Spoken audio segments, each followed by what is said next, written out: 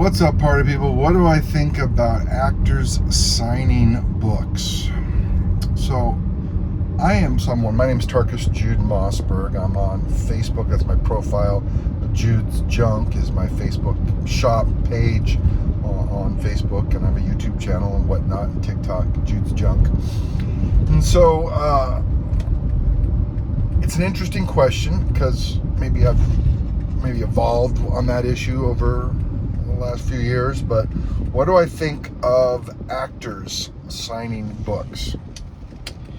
For one thing, you got to understand, I love signature books. I do a lot of signature books. I just shipped off 39.8 books to go get signed by various artists: Jim Lee, Roy Thomas, Simon Bisley,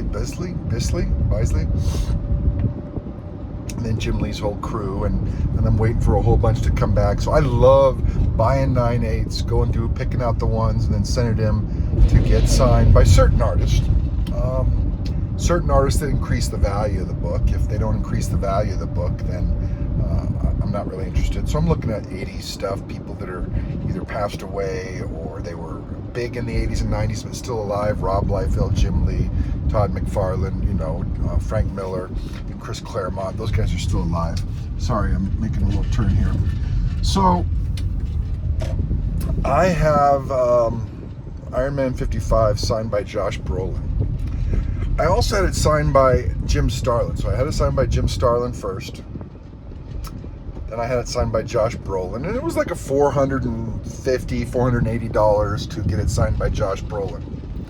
So what happened was, or happens, is a lot of people just get these books back. They throw it up for auction. They just want some cash. They don't care if they make a return on investments. You lose some, you win some, and that's their business model. So there was one that sold similar to my grade, a 6.5, and it sold pretty low, like not even the cost of like a regular 6.5, not even the cost of the Josh Brolin signature, much less the Jim Starlin signature. And so once you get one sale recorded, you want to try to sell it for $500 more, people are like, I'm not going to pay that. Okay, then I'm not going to sell it, but I'm not going to just give it away at a regular 6.5 price. So what I learned about that book, or what my personal preference was, is I don't mind an artist signing a book. Hugh Jackman on a Wolverine, that'd be great. A Hugh Jackman on a book that actually has the picture of him might be even cooler, even though it's not a key book. But that seems to be really the things that sell. Is I have that Black Widow #1 with Scarlett Johansson, and I'd love to get her to sign that versus like an old Silver Age Black Widow key. I have like a Daredevil 90, which is part of her origin run. So I'd probably get the new Black Widow one that has her picture on the front before I'd get an old Silver Age key. I think the Silver Age keys, they have power and value all by themselves. I would stick with the original artist for that.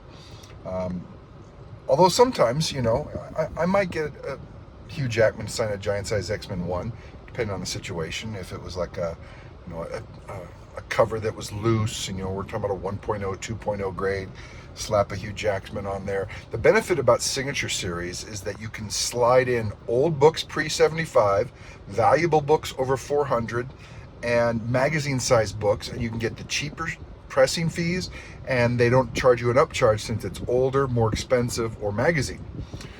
So a lot of times if I get these older books that are more valuable, I will send them to a signature series just because it's the cheaper way to grade them, and often they're worth more with the signature on them than without. So it's just a loophole in the CGC thing. So very often I might get someone to sign it just because it's cheaper to get it graded that way, and it's worth more. But that's for raw books. I don't think I'm a big fan of, I don't think if I did it over again, I would combine Josh Brolin and Jim Starlin. The same people who appreciate Jim Starlin for the comic book may not appreciate Josh Brolin for the movie. It might be two different audiences, and then you mix them together. the audience that overlaps with. You got the big circle over here and the big circle over here, and you got the three clients in the middle that like the Jim Starlin and the what's his name that plays Thanos? Just blanked on me. So I'm cool with artists signing them. I have a Guardians of the Galaxy #1 that has a picture of the Guardian Galaxy crew, and I got almost all of the artists, the actors, Dave Bautista, Palm, Gunn, Michael Rooker. And it's an inexpensive book with all those artists on it, and it's a picture of them, and that works well. It's cool. It reminds you of the movie. It's for the people that have nostalgia for the movie. So the people that have the nostalgia for the movie in the last 10, 15 years is going to be different than the people who have nostalgia for these books in the 70s, these Bronze Ages. So can you do both? Yes. I'm thinking, though, it's a different crowd that has nostalgia for 2015 versus people who have a nostalgia for 1975. So I've learned that more signatures isn't necessarily better, depending on which signatures you get. If it's all artists on the book, great. Now, what if you have a creator? The jury's still out on that. Was it Roy Thomas? Is he trying to claim some credit of creating Wolverine? So if he's on every Wolverine key now, he's a writer too. Writers don't jump up the value, but I just got a Wolverine 1 signed by all those guys that worked on Wolverine, and Roy Thomas signed it, and he's credited as a creator of Wolverine. And I think on a Wolverine 1, because it was already part of the group, that's fine. But to chase someone who's not on the book but created the character and have 5 of the original creators on there, it's like, they may not work well together. Some people might love them.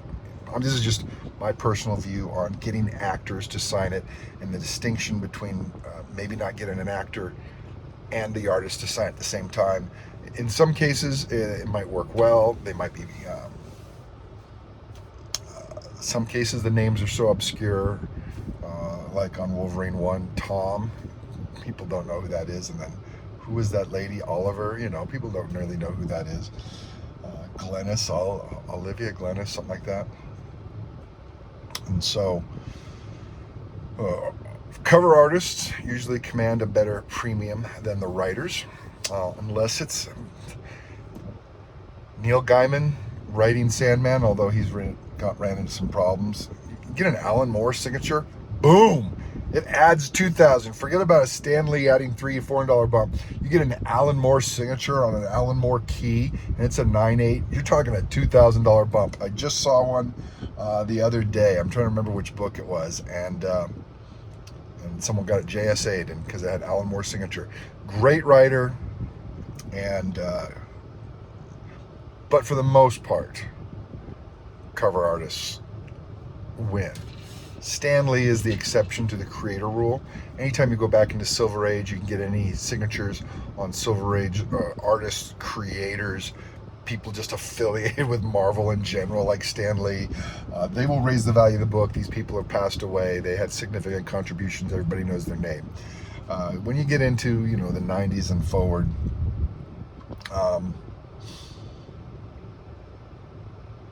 sometimes it all depends. Sometimes, is it 2 different signings where I got to get the cover artist and I got to get the writer, and then each signing is $200. I'll go to GPA and say, okay, what does it sell for the writer? A 9/8 for the writer signed alone. What does it sell for the cover artist signed alone? And if they're both similar, like, maybe a $200 bump for both, then I might think a $300 to $400 bump for both signatures on it. And if the sales data is there to justify it, great. Sometimes it might be more than that. Sometimes it might be less than that. You get one bad sale at an auction, and everybody thinks that's the value of the book. And so it might be a lot harder to sell those books. So when you send these things off to Signature Series and you get a signed book, you're going to get a dump on the market and the prices are going to tank. And so unless you get the book back really, really quick and you're first to market, I think you're holding for a while. You know, every time Frank Miller does a signing, a whole bunch of people, a bunch of books come out, they get dumped on the market, supply exceeds demand, prices drop. That's when you just hold for a couple years, and then the Frank Miller books go back up. And that's what happened. I had signed Batman The Dark Knight Returns 2, 3, and 4. Both got them signed doubles by Frank Miller and Janson because they were together at CGC, so that's a no-brainer.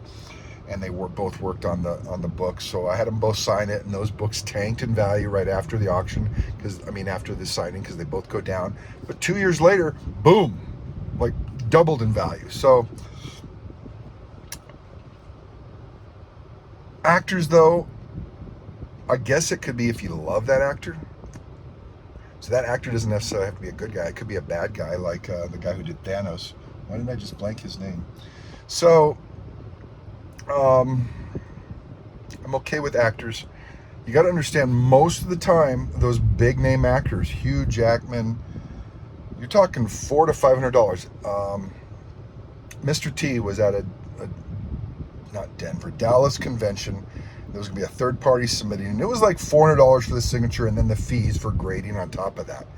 And I was going to do it. I was going to send it off to get Mr. T to sign it. And then at the last minute, CGC jumped in with this third party, and they were doing a Mr. T signing, and they dropped it all the way down to like $200. And I was like, bam, I'm going to get another 9.8. And so I sent 2 off through CGC, and it was only like $200 each, versus if I would have done it through the convention, it would have been $500. So a lot of these bigger actor names, you're talking $400 to $500, and you would have to go out there and look at the market to see if the sales data shows a $400 or $500 bump. If you're paying $400 to get a $400 return on investment, that's a wash. You just wasted a lot of time and energy for no profit. Even though if you're investing $400, you might want a $600 or $700 return just on your $400, because that 9.8 that you're saying then could fall to a 9.6, and then you're out of luck. So I'm okay with actors. I think there is a science, or I think buyers have a distinction between actors and or artists. When I say artists, that includes writers. I think pictures of the actors on there probably will do better than the old keys.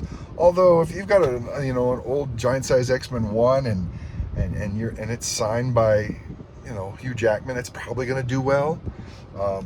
It's just going to be a smaller number of buyers, if you're trying to sell it, versus a Claremont signature. Everybody knows Claremont kind of helped create that new X-Men, so that would be in demand. Although the value for Hugh Jackman on a Giant Size X-Men 1 might be dramatically worth more than a Claremont signed one.